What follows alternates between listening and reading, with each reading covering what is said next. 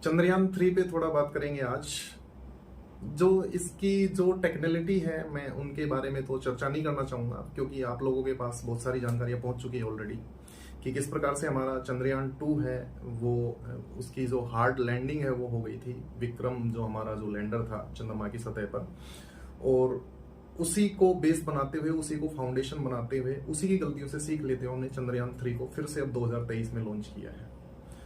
तो इन सब चीज़ों पे तो मैं बात नहीं करना चाहूँगा। मैं जो असली मुद्दे हैं मैं उन पे थोड़ा आपका ध्यान आकर्षित करना चाह रहा हूँ कि हमारे देश में आजकल किस प्रकार का माहौल बना हुआ है, किस प्रकार की चर्चाएं हो रही है। ये देखकर मुझे थोड़ा एक सुखद अनुभूति हो रही है, क्योंकि मैंने ऑब्जर्व किया है कि हमारे देश में इससे पहले साइंस की बहुत कम बातें की गई हैं। कोई गिने चुने ऐसे कोई 2-4 मुद्दे आए होंगे जिन पर हमारे पूरे देश ने मिलकर विज्ञान पर चर्चा की हो।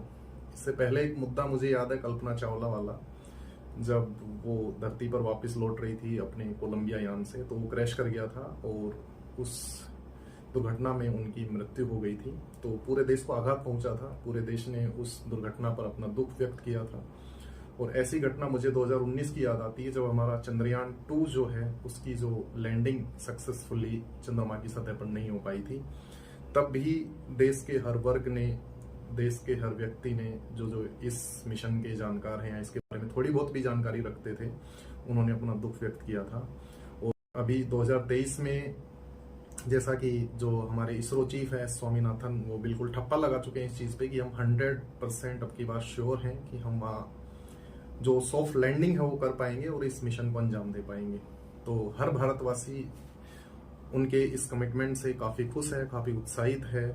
और लोग 23 अगस्त शाम 6 बजे का इंतज़ार कर रहे हैं, उस घड़ी का, उस पल का, जब हमारा चंद्रयान शाम को 6 बजे की जो धरती है उसको छू रहा होगा और वहाँ पर अपने पद चिन्ह छोड़ रहा होगा। तो मुझे बड़ी सुखद अनुभूति हो रही है कि देश में हर जगह विज्ञान की और चंद्रयान की बातें हो रही हैं। चाहे स्कूल हो, कॉलेजेस हो, गली हो, नुक्कड़ हो, अखबारों में लेख भरे पड़े हैं, फेसबुक पे वीडियोस भरी पड़ी हैं। लोगों ने अलग अलग तरह के क्वेश्चंस रेज किए हैं। बच्चों में अलग प्रकार की उत्सुकता है, वो जानना चाह रहे हैं इस मिशन के बारे में, इन सब चीज़ों के बारे में, मून से जुड़ी हुई जानकारी लेना चाह रहे हैं। मतलब विज्ञान में लोग अपनी दिलचस्पी दिखा रहे हैं, लोग न्यूटन्स लॉ के ऊपर बातचीत कर रहे हैं। तो ये मुझे देखकर बड़ा मतलब सुखद अनुभव हो रहा है कि हमारे देश में इस बहाने कम से कम विज्ञान की बातें हो रही हैं। और आप लोगों ने एक खास चीज़ और ऑब्जर्व करी हो, जो हमारे जो टीवी चैनल्स हैं वो भी खोज कर ला रहे हैं। जो हमारे जो रिटायर्ड जो साइंटिस्ट हैं या जो विज्ञान की जानकारी रखते हैं, विज्ञान के टीचर हैं, या किसी भी प्रकार से फिजिक्स के बारे में, चंद्रयान के बारे में जानकारी रखते हैं, उनको खोज के ला रहे हैं और उनका जो वैज्ञानिक जो व्याख्यान है वो करवा रहे हैं टीवी चैनल्स पे। तो ये देखकर भी अच्छा लग रहा है कि चलो हमारे वैज्ञानिकों को थोड़ी बहुत जगह तो मिली इन टीवी चैनल्स के अंदर, और वो अपनी बात रख पा रहे हैं और विज्ञान के प्रति लोगों की जागरूकता बढ़ा रहे हैं। मैं बात करना चाह रहा हूँ कि चंद्रयान 3 की शुरुआत एक्चुअल में हुई कहाँ से। कोई कह रहा है चंद्रयान 2 का जो फाउंडेशन है उस पर चंद्रयान 3 की जो नींव है वो रखी गई है। कोई चंद्रयान 1 के बारे में बातें कर रहा है, लेकिन जहां तक मुझे समझ आ रहा है, मुझे लग रहा है कि चंद्रयान 3 की शुरुआत तभी हो गई थी जब कोई बच्चा अपने आंगन में अपनी चारपाई पे लेटा हुआ चांद की तरफ देख रहा था, या किसी बच्चे को कोई उसकी दादी नानी चांद की कहानियां सुना रही थी, या उसने किसी कॉमिक्स में चांद के बारे में कुछ पढ़ा था कि वहाँ ऐसे ऐसे एस्ट्रोनॉट्स जा सकते हैं और ऐसे ऐसे रिसर्च वहाँ पे की जा सकती है, या उसने किसी कार्टून मूवी में देखा हो, या उसने किसी किताब में पढ़ा हो, या फिर किसी के पेरेंट्स ने उसके हाथ में टेलीस्कोप लाके थमा दिया हो और उसने वो टेलीस्कोप चांद की तरफ घुमा दिया हो। तो असली चंद्रयान 3 की शुरुआत वहीं से हुई थी। इसलिए मैं कहना चाहता हूँ, एक शिक्षक होने के नाते मैं बच्चों में स्कूल में भी मैं बच्चों को, पेरेंट्स को ये सलाह देता हूँ, ये गाइड करता हूँ कि अगर आपका बच्चा विज्ञान के विषय में या विज्ञान के बारे में कुछ जानना चाह रहा है, कुछ आपसे पूछ रहा है, तो आप उसको वैज्ञानिक जवाब दीजिए। उसे गोलमोल मत घुमाइए, इधर उधर के तर्क उसके सामने पेश मत कीजिए।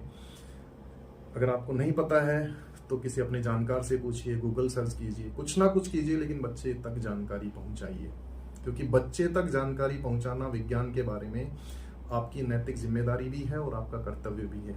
अगर आप उसके पास सही जानकारी नहीं पहुंचने दे रहे हैं या नहीं पहुंचा रहे हैं, तो आप सच में विज्ञान का गला घोट रहे हैं, वैज्ञानिकता का गला घोट रहे हैं, आप उस बच्चे की मासूमियत को नेस्तनाबूद कर रहे हैं। दूसरी तरफ अंधविश्वास की बात रही तो जैसे आप लोगों ने देखा होगा, चंद्र ग्रहण सूर्य ग्रहण में ये वाली क्रियाएं नहीं की जाती है, वो वाली क्रियाएं नहीं की जाती, खाना नहीं खाया जाता, पानी नहीं पिया जाता, पता नहीं क्या क्या अनाप शनाप किस तरीके की बातें की जाती है।